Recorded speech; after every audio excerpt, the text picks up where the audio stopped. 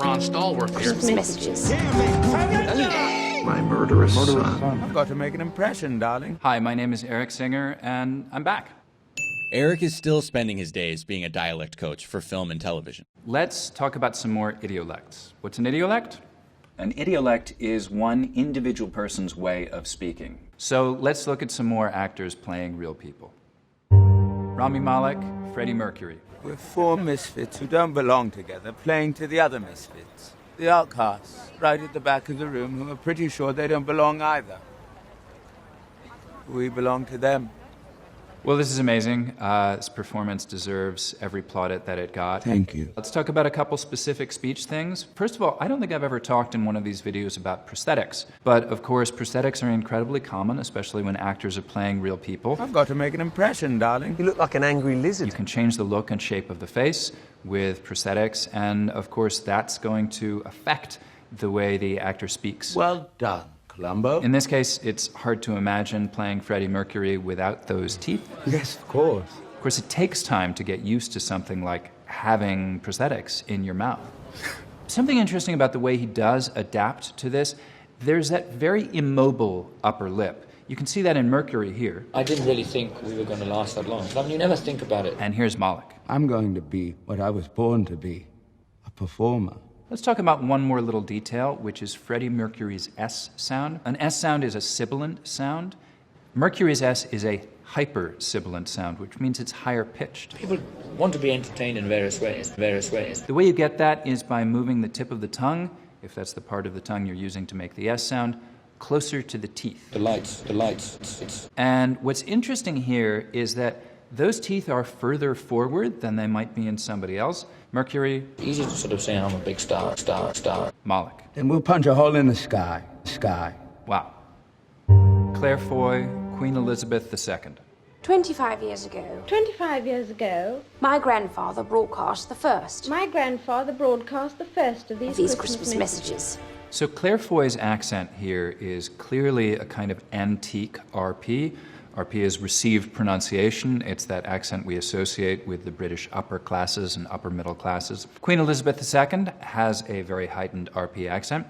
Here's Her Majesty the Queen. I very much hope that this new medium will make my Christmas message more personal and direct. I think if Claire Foy had gone for that accent precisely, it might have been too much. Here's Claire Foy's version. I very much hope that this new medium will make my Christmas message more personal and direct. So she's catching the spirit of it. She's doing a lot of the vowel sounds most of the way. More personal. But not all the way. I think that's a great choice here. Hope. I talk a lot about oral posture, which is the shape and feel of an accent. It's kind of the logic that holds the individual sounds together because the individual sounds arise out of that oral posture. The oral posture for this accent is very high, the jaw is high, the tongue tends to be a little bit tenser in the mouth, and so we get some sounds that are a little bit higher, a little bit tenser in terms of the tongue position in the mouth. You can hear that in the pronunciation of the trap vowel in the word happy. Happy Christmas. Here's the Queen pronouncing a similar vowel sound with that raised position. Happy Christmas. Happy Christmas. Another example of this connection between this oral posture and sounds is in the goat vowel. You can hear it here in the word remote. I should seem a rather remote. And here's Her Majesty the Queen. A rather remote figure to many of you. I'm a rather remote figure to many of you. Joseph Gordon-Levitt, Edward Snowden. Well, they'll charge me under the Espionage Act, and they'll say I endangered national security, and they'll demonize me and my friends and family, and they'll throw me in jail. It's so cool. He's doing so much. So Edward Snowden has a really particular and interesting vocal quality, some of which comes from actually pushing down on his larynx. He's physically lowering it. I have a really prominent Adam's apple. You can probably see it. So here's the real Edward Snowden. My name is Edward Snowden. And here's Joseph Gordon-Levitt. My name is Edward Joseph Snowden. There's a very characteristic thing that Snowden does with what we call a high fall. It's got a shape like that in terms of the pitch contour. You can hear it here on the word passport. Passport. Here's Joseph Gordon-Levitt. America was founded on. Passport. Founded on. Passport. Trap me. Trap me. Computers. Computers. And here's Joseph Gordon-Levitt on In the World. Everyone in the world. And Really Wrong. Really wrong. Really wrong. Even when it's not exactly the same amplitude, it's still the same shape. Computers. Really wrong. Trap me. Security. O'Shea Jackson Jr., Ice Cube. I got a baby on the way, and a house I just paid for off the strength of what you told me. I mean, you gave me your word. I want to talk about a particular feature of English called TH fronting. TH sounds are most of the time made on the teeth, tip of the tongue, either behind the upper front teeth or in between.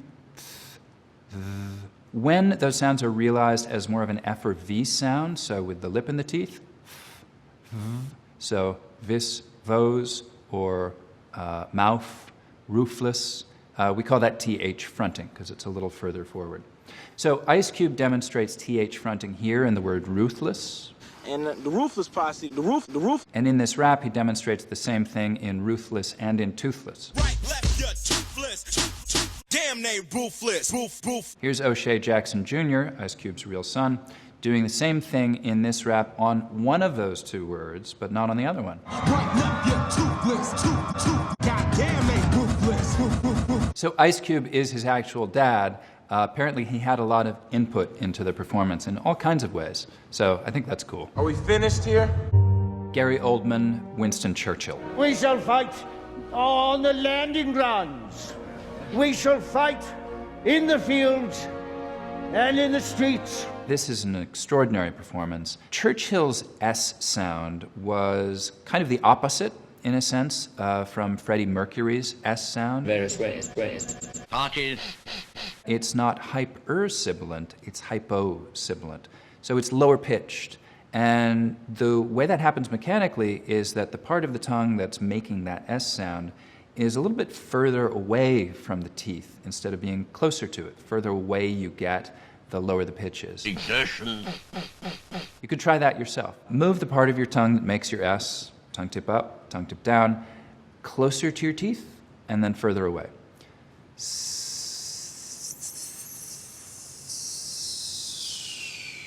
You can hear the pitch raise and lower as you do that. So Churchill's was pretty far away, which gives it a lower pitched S than Freddie Mercury's higher pitched one. So here's Rami Malek's hyper-sibilant S. Punch a hole in the sky. Sky. And here's Oldman's hypo-sibilant one. We shall never surrender! Surrender! Sky. Surrender! There's yet another detail of the way he's making this single sound, which is that Oldman is doing it with his tongue tipped down so that the groove for the airstream is in that part of the tongue right behind the tip, and Churchill did exactly the same thing, and we can hear that. We shall never surrender! We shall never surrender. Surrender! Surrender. Listen to Churchill's Boats and Comrades, There you both, like good comrades. Seas and Oceans, We shall fight on the seas and oceans. and here's Oldman. On the seas and oceans, comrades. Comrades. Jennifer Lawrence, Joy Mangano. It's lightweight. It's the only mop that you're ever going to buy, the best mop you're ever going to use. It is lightweight and durable, and that is just me speaking from my experience. So I think this is a great example of that middle road, more subtle route in playing a real person without going for some kind of uncanny, oh my God, that's the person's voice. Hi, I'm Joy Mangano, and I invented the Miracle Mop. It's the only mop that you're ever going to buy. This is literally the last mop you'll ever have to buy. So this is a really recognizable Long Island accent. It's marked by a bunch of things. One of those things is nasality. And the way you do that, or what I mean by that, there's an opening at the very back of your vocal tract called the velopharyngeal port. It's the opening between the velum, which is the back of the roof of the mouth, and the pharynx, which is the back wall of the throat. You can open that so air can escape through the nose, and that's what we get as nasality if you go, eh. You can close it, and no air gets out through the nose, which is what you have to do when you make a sound like B, otherwise there would be no buildup of that air pressure. And if it's closed, we don't have a lot of nasality in the voice. What she's done is she's opened it a bit. less so than the real joys. Well, you know, it's 300 feet of continuous loop cotton. Continuous cotton loops. Continuous loop cotton. But definitely more than her own natural voice. I hope so. I never care. I was with my 2 kids, with my father. Care. Father. Care. Thank you. Thank you. There's an intersection here between that nasality and particular sounds, like the sound in the word hand. It gets a little bit tenser. I would get glass shards in my hands. Hands. The way she says the word durable here is just, it's pure Long Island. So it's lightweight, but very durable. Durable. Cameron Britton, Ed Kemper. I knew a week before she died I was gonna kill her. I knew a week before she died I was gonna kill her. She said for 7 years. For 7 years, she said. I haven't had sex with a man. I haven't had sex with a man. Because of you, my murderous son. My murderous son. Okay, so I think this one is really interesting. He's not doing absolutely everything. He's doing some things very specifically, and yet the effect is uncanny. There's so much that just feels like he's caught the guy's soul. She says, "Oh, I suppose you're gonna want to wait up all night and talk now." So a couple of really specific things. Ed Kemper's top lip barely moves, and it's really only the middle thirds of the lips on the top and bottom that are active. They hardly ever come into full rounding. Here's Britton. I wasn't impotent, but emotionally I was. Here's Kemper. I wasn't impotent, but emotionally I was impotent. He's doing some really interesting stuff with the pacing too. So different from the real Cameron Britton, who we can see here. Once we were done shooting, I expected the character to leave, but he didn't want to. And here's this very slow, deliberate pace with these very carefully chosen words. She had a very violently outspoken position on men. And here's Kemper again. And had a very strong and violently outspoken position on men. Okay. John David Washington, Ron Stallworth. Look at here. Some people say we've got a lot of malice. Some say it's a lot of nerve. I want to talk about something kind of basic, but here's a term. The term is rhoticity. We can talk about accents as being rhotic or non-rhotic. Can you give me any examples? Rhotic means we pronounce the R after vowel sounds, words like car, here, fear. Non-rhotic accent would not pronounce those R's. Here, there, car, something like that. And Ron Stallworth is a very consistently and obviously rhotic speaker. We always hear those R's after vowel sounds. I launched a investigation into the Ku Klux Klan, a chapter that was forming, chapter. So Washington is doing that for sure. De-escalate, talk calmly, firmly. He's also doing something else interesting though, which is when he's on the phone with the Ku Klux Klan, he's bumping up the rhoticity. National director too, huh? Director too. No, sir. And what I mean by that is something very specific and physical. This weird articulation that is an American R involves the sides of the tongue coming up and touching the upper molars and the bicuspids on the sides, and sometimes pressing out against them, bracing muscularly against the insides of those teeth. Ron Stallworth here. And that's what we kind of hear as like a harder R. Pure Walter. Now, the real Ron Stallworth has said that he didn't actually do that. He did not change his voice on the phone. He used his own accent. That's when I said, oh, hell, what do I do now? J.D. Washington does make that little adjustment, and I think it's fascinating. All right, yeah, absolutely sure. He doesn't do it in an obvious way. I think that would have had a different effect. I kind of love the way this works, though, in helping to tell the story of this film. I can tell that you're a pure Aryan white man from the way you pronounce certain words. John Cusack, Richard Nixon. But do you really want that spoiled, rich son of a bitch to be your next president?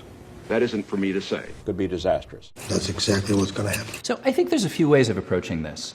One of them, of course, is we can all think of performances where somebody has gone for a really uncanny, almost eerie evocation of a real person. We see at the other end of the spectrum, I think sometimes people will play a real person and decide kind of not to do anything to go for that person. That can be an entirely artistically valid choice, I think. It all depends on what the story is and how you're serving the story. There's kind of an in-between approach too, I think, which is to kind of pick a few features and sort of you're lightly evoking the character. And I think that's what Cusack is doing here. I think he's very far away in his own natural voice from Nixon's voice and vocal quality. Well, I like doing voiceovers because they're so easy. I have sat in the National Security Council. Tell your people to vote for me. I have been in the cabinet. Fun, easy thing to do as an actor. It looks like a tasty treat. Sometimes it is not. Yes, it's easy. I've got my word on that. So I think that's probably a wise choice in this case. He's pinning most of this, I think, on rhythm and that kind of grumbly, drawn-out last syllable, and I think it's effective for the story.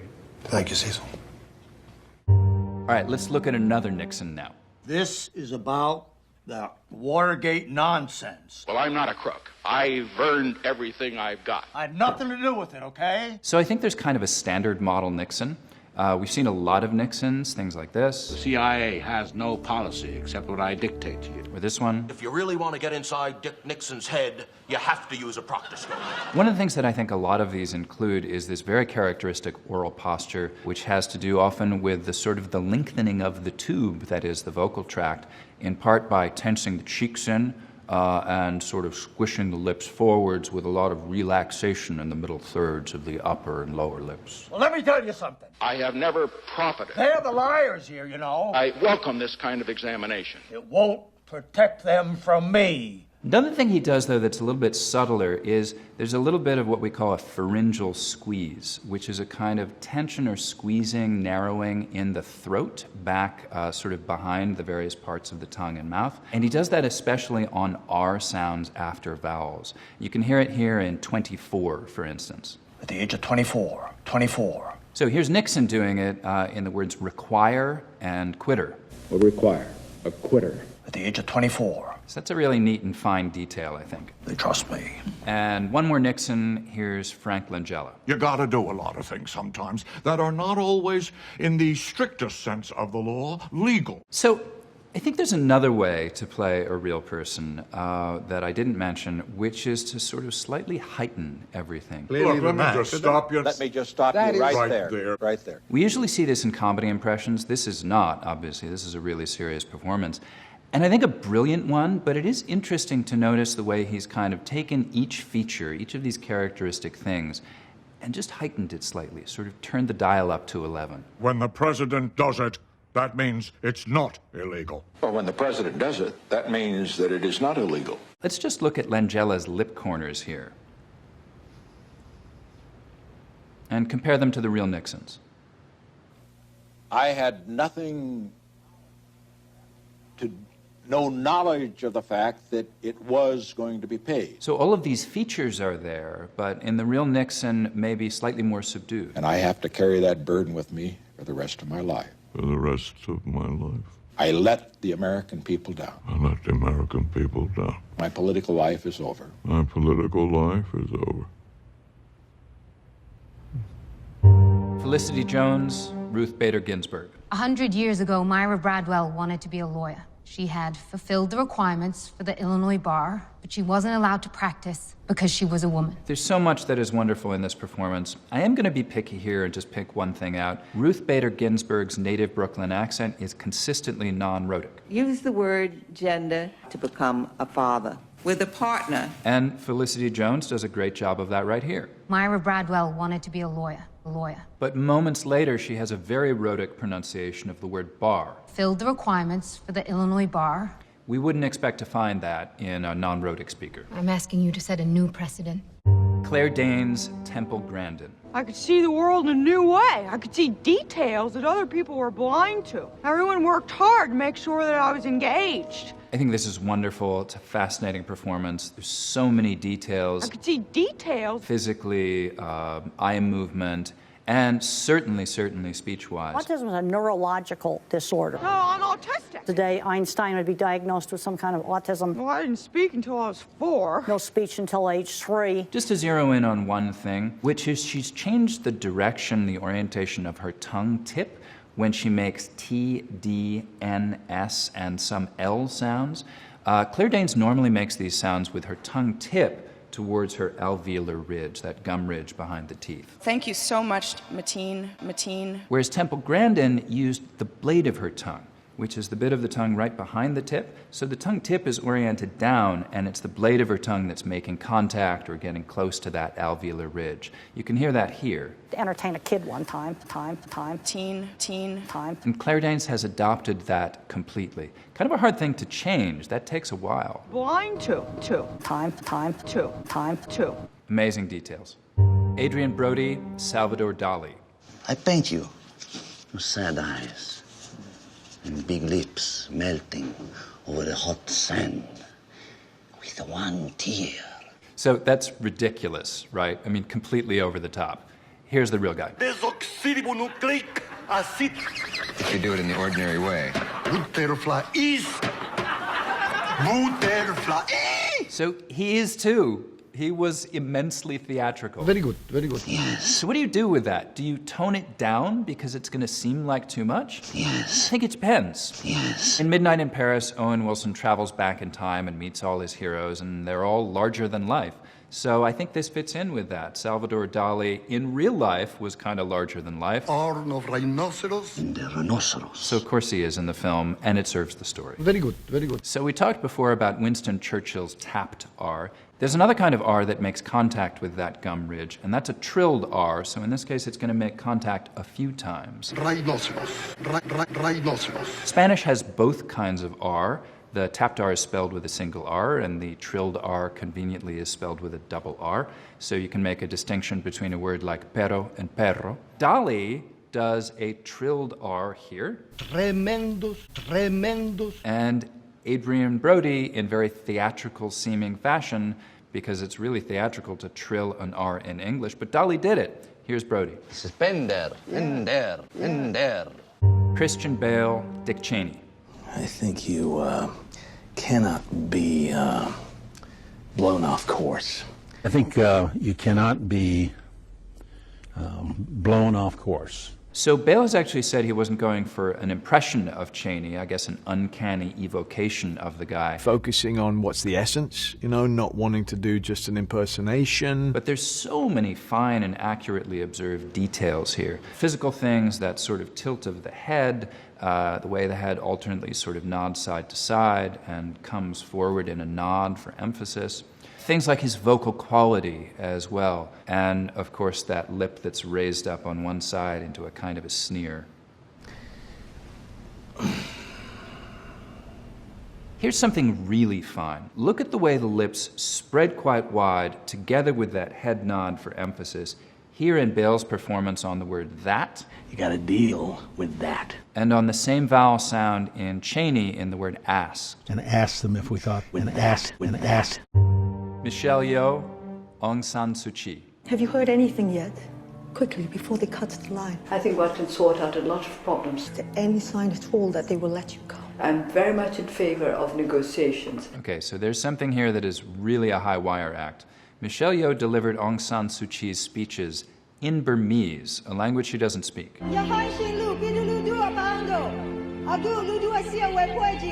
That's kind of amazing.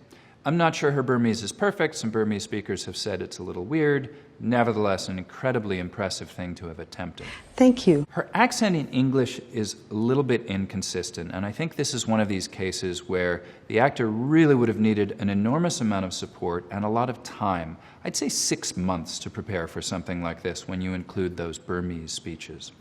Here we have her sounding mostly like Michelle Yeoh. Quickly, before they cut the line. It's really from 88 until 90. We will continue in a calm and orderly fashion. Whereas here we have her really nailing Aung San Suu Kyi's very hyper-educated Oxbridge English accent. Is there any sign at all?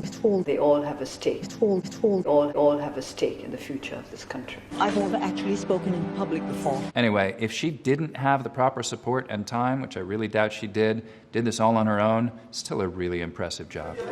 Thank you. Carmen Ayogo, Coretta Scott King. What do you intend to say to these people then, sir? A lot of work has been done here, and I don't intend to see it undone tonight. Let's go down a rabbit hole. Coretta Scott King has two very different pronunciations of the word her, really close to each other in this interview. Let's listen to them. I also said to her, "You are so brave." I didn't see her. So they're inconsistent, That's the person. She's a real person, and she's got two different pronunciations. Very different. Said to her, seer. Said to her, seer. Listen to Carmen Ejogo's two different pronunciations of the final syllable in the word minister and in the word sir. One is rhotic, with an R, and one is non-rhotic, just a vowel sound. What do you intend to say to these people then, sir? You've said disrespectful things in the past, Minister. That's inconsistent, but it's inconsistent in a way that people actually are in their own accents. That's important and interesting to note, that real people have that kind of inconsistency. Conclusion. Speech is about the most physically complex thing we do as human beings. So what do we need for that? Time and really good support, a really good coach. Actors don't always get that. So I think these are things we always need to keep in mind with these performances. But wow, this is fascinating, fascinating stuff. I think we can all agree.